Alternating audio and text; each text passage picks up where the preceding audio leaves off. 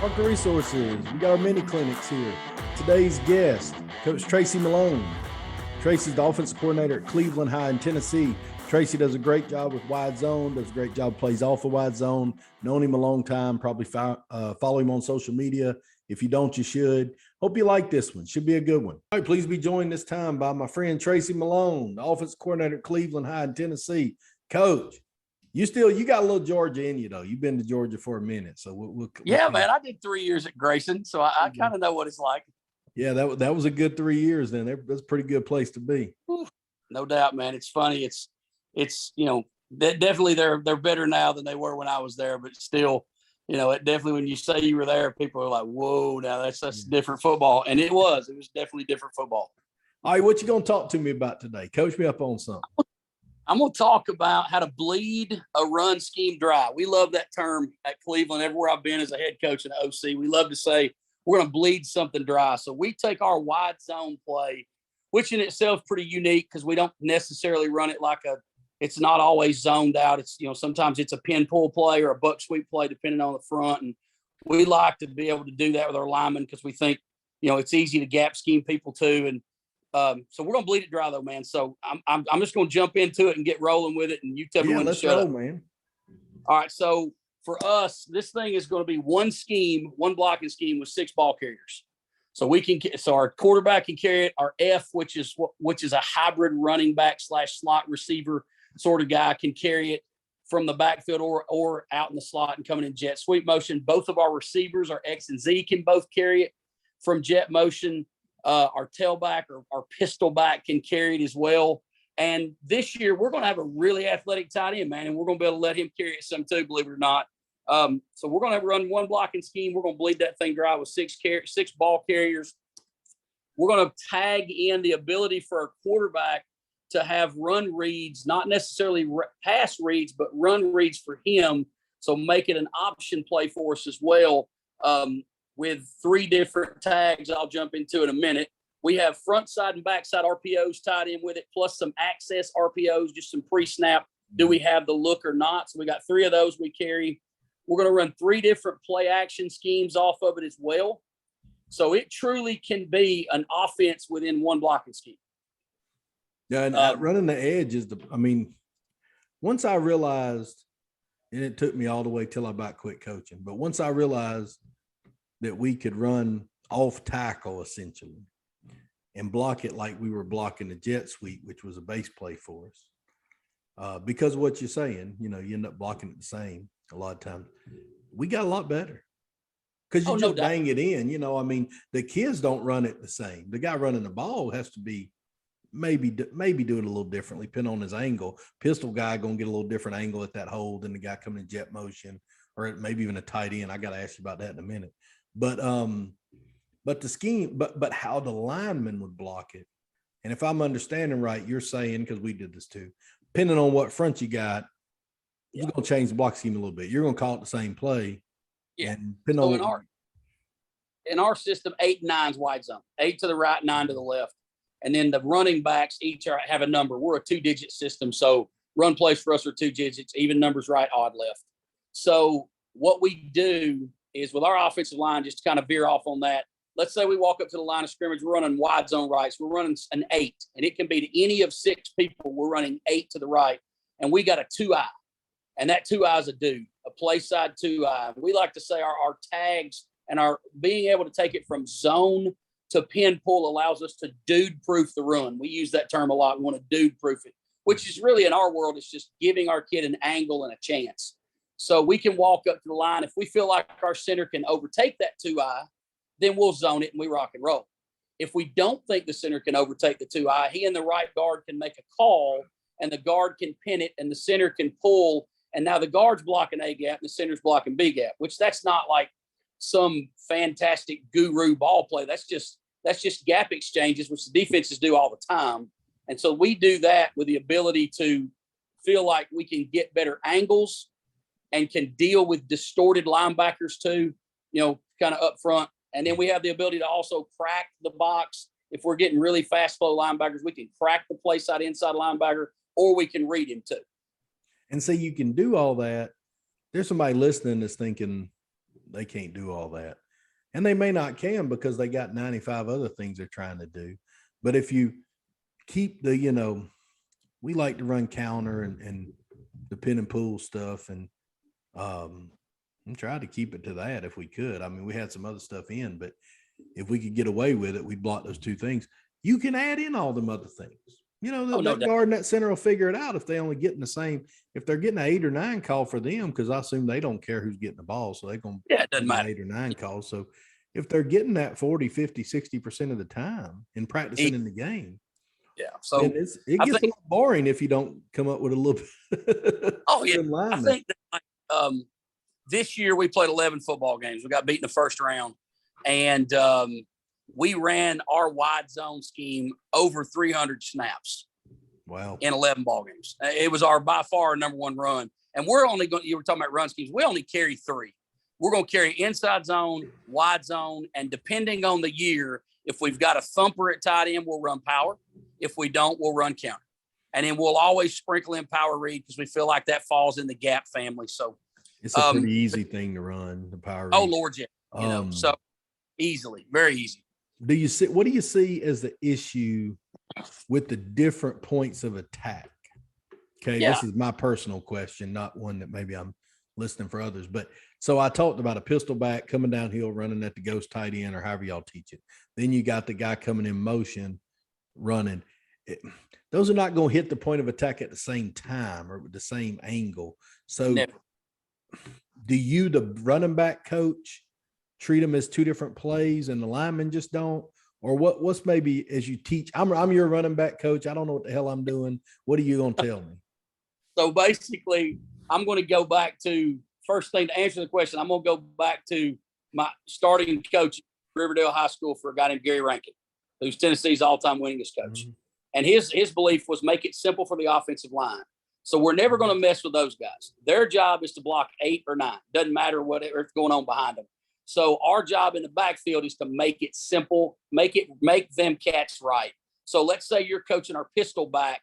We play around with his first step a great deal. We finally have settled on what we like. We're going to aim for the crack of the tight end or the ghost tight end. Imaginary tight end is what we say. But his first step is what we call pick and point. He's going to truly take his play side foot, pick it up in the air, and almost do like a summer fall start. Them starts where you're leaning and you fall. That's kind of what we want. But we feel like that pick and point step allows our quarterback to get the snap and get his first step in the ground so the mesh can happen. So coming from pistol, that's that. If we're in a sidecar deal, which would be our hybrid back, or our tight end could be in sidecar, then we're going to ask them to line up slightly in front of the quarterback, their heels on his toes, they're right across his toes.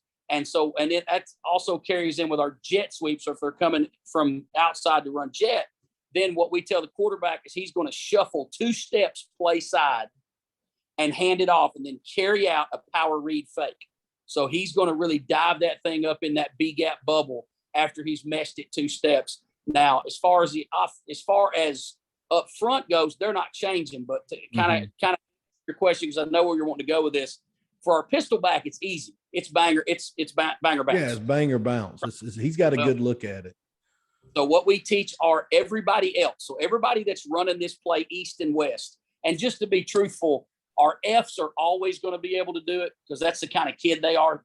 If you came to Cleveland High and said, I'm going to put in the wing tee, our Fs would be your slots. That's who they are. Our tight end is going to be, he is an anomaly this year. He's just a super athlete and a wrestler too. So he sort of gives us, never done it with the Y except this spring. And then our receivers, we sort of see who can do it. But essentially, to answer your question, it's nothing but an east-west flat run, stick your foot in the ground, L cut like you're running buck sweep in the wing tee. And what comes off of that is a power read because the what you can live with that jet sweep being that way. Yep. If you can handle the end, right? No doubt. And so it's really that simple. So if you can't handle the end because you can't block him, but then you have to read him. Right. And so then the other way we'll look at it, and kind of talking about the quarterback run reads, that'll kind of segue perfect. So we're running wide zone right. We're running 8, and we're running it as a jet sweep play. All right. and we're going to tag the word fly. So fly tells the quarterback, this cat's coming in jet motion. Jets are fast. They fly. Mm-hmm. So we try to use word association. Fly tells the quarterback to read the play side inside linebacker. So he's going to give this thing a 2-shuffle play. The O-line's blocking it as is. They're not changing squat. But when we bring the jet in motion and we're having problems with maybe that guy scraping and getting out of there and setting the edge on us too quick, well, then we're going to read it. So we're not changing anybody else up front, even though we should probably tag it where we're not blocking that guy. We're going to end up blocking him too. But what we're telling the quarterback is, don't worry, Coach. A lot of times they don't block him anyway. No. If that backer flies out of the box, they go block him. Going to disengage it and bang it into B gap right now.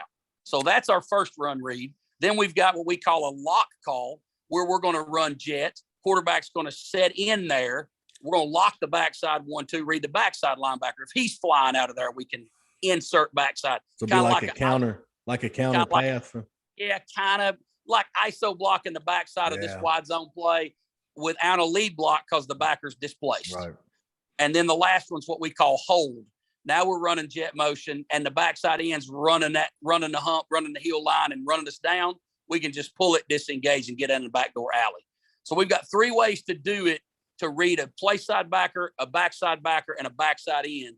Then we can read the play side end if we're going to power read it. Right. And then if we're getting the backers, the inside backers are bothering us, we can always crack them and let the pistol back replace the alley. He can now be the alley blocker on any kind of quarterback wide zone or jet.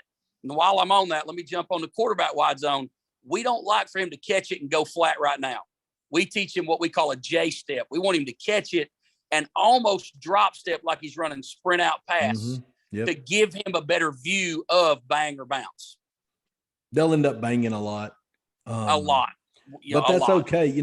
One of the things I really like about what y'all do, and it kind of let the cat out the bag for us, because for a long time, I thought one of our advantages offensively, and we were really good on offense for what we had.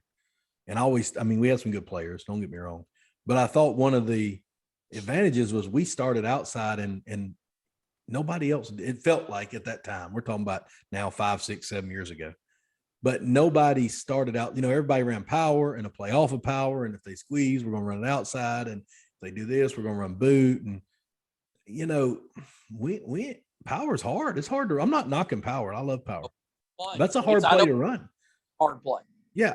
Inside zone is a hard play to run. Like if your main play day one is inside zone and everything else is off of inside zone, I'm not knocking you. I'm just saying you might be a better coach than me, because we were getting 3-4 yards of play. We talk about efficiency a lot on these things, and those plays just weren't efficient compared to running the edge. So when we said we're going to run the edge right and left, then the other plays have come off of that.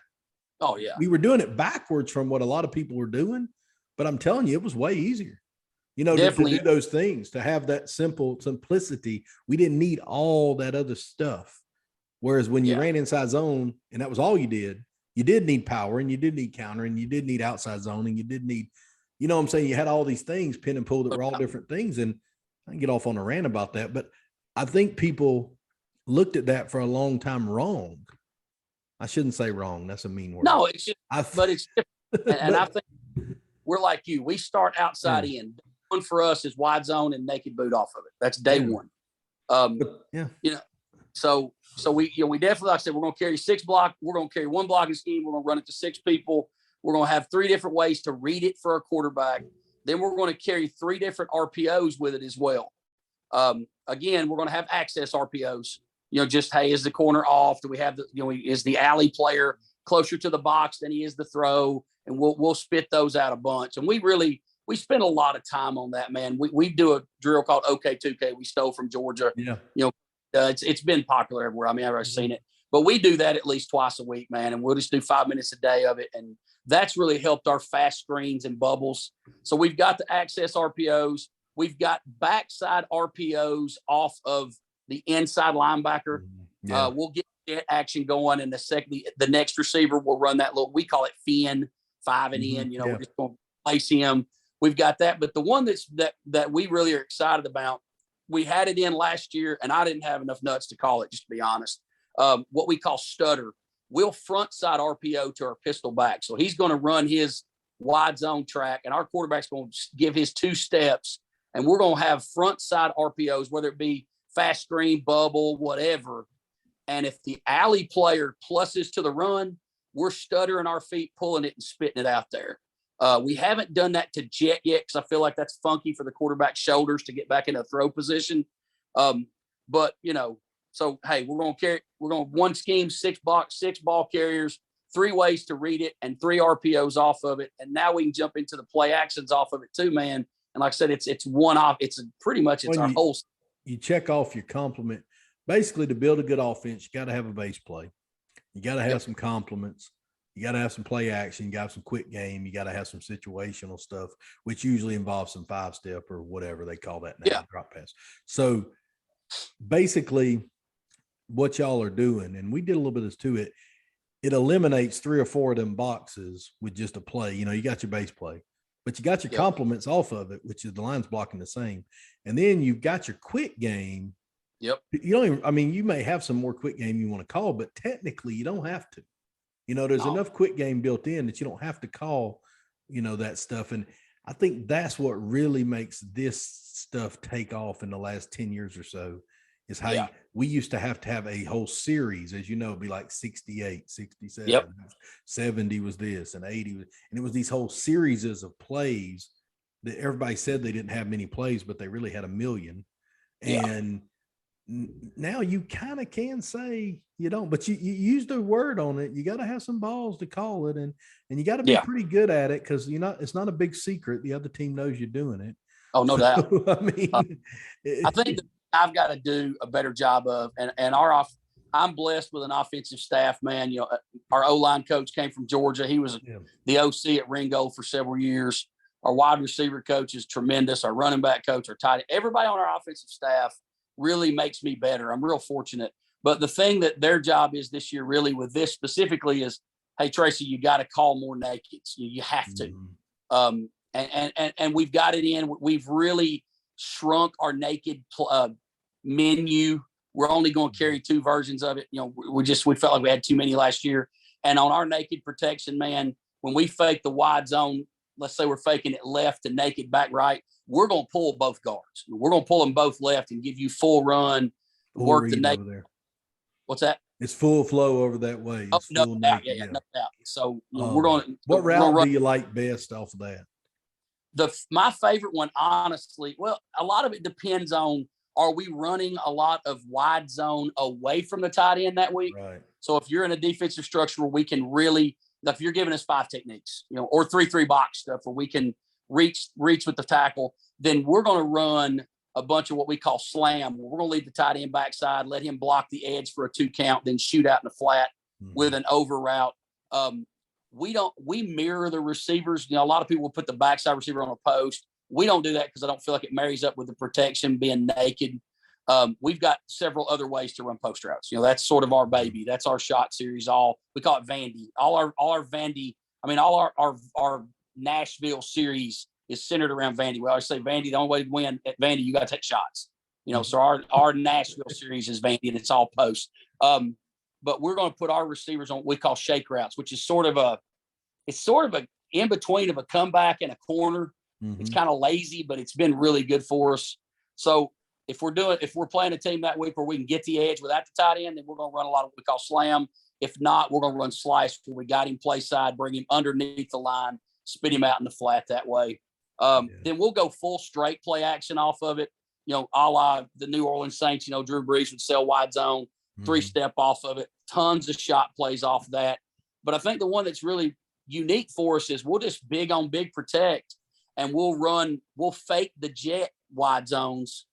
We call that fly too, you know, we'll just have him fake it and run any kind of shot play, or even you were talking about 5-step. For us, we call those full fields concepts. And once you come off that fake, you just run a deep swing, you know, and so now we can get a ton of 3 levels and 4, you know, and flood zones with 3 and 4 people. But it looks like wide zone jet sweep. You know, it wasn't that long ago I was a young guy, or I thought I was. At one point, I was one of the youngest coaches in Georgia as a head coach. Now I say stuff like 5-step, and half the people listening to this don't know what the hell I'm talking about. It's not even an actual five. It's not even an actual 5-step anymore. It's nope, it's 3 steps in the gun. But anyway, I got carried away on that one. Deep drop. I changed my terminology. Yeah, deep drop plays. That's good, man. I tell you, anybody that's watching this or listening is new to you, Tracy, I need to follow you on social media. Real open and helpful to anybody out there. And so I hope if, I talk to you all day about this, but nobody's going to keep listening much longer to me. So, but if anybody wants to reach out, you reach out to Tracy. He's great online on social media. And I would encourage you to do so. If you're one of these teams that's running a lot of zone stuff, you want to package your plays together. They do a good job game planning. They do a good job scheming. We'll have you on talk about something else another time, my man. But love it. I appreciate you taking some time to talk to me, man. I really do. It means a lot. Hey, man, I'm gonna tell you what, and this is just not blowing smoke, man. I mean, we're friends outside of this and inside of this too. But from every football coach that encounters you, what you do for our game and for coaches, dude, it's immeasurable and it's invaluable, and we all appreciate it. I'm telling you, anybody that knows you, or if I come across people, man, Chris, shoot you out. I mean, it is your name. You have people singing your praises, dude, all over the country. No joke. I appreciate it. I really do. It's a good hobby. I suck at golf, as you know. I suck at hunting. I suck at a lot of stuff, so I had to be good at something. So now that I'm not coaching, I do this, but I do appreciate it. Really does. It's unique. I didn't ever expect I'd be doing this, but just kind of took off. But I do enjoy it. And it keeps me talking to folks like you, and all y'all, that when you get up in this suit job like I have, it's easy to, just not on purpose. You don't think you're better than anybody. You just lose touch with a lot of folks, if you know that. And I think more than anything, I've really enjoyed getting to keep talking to people about football. It's exciting to me to talk about that naked and that wide zone. And what was it? Bill Parcells said it. He said, when you're out of the game, it's like you were never in it. But when you get back in it, never left. That's a good one. I'm going to have to keep that one. That's about what it is. But no, man, I really do appreciate you. And let's get together soon. Anytime, bro. Hey, I can come your way in a heartbeat. Yeah, come on. Come see me, bro. I'll see you, man. Take care. All right, bro.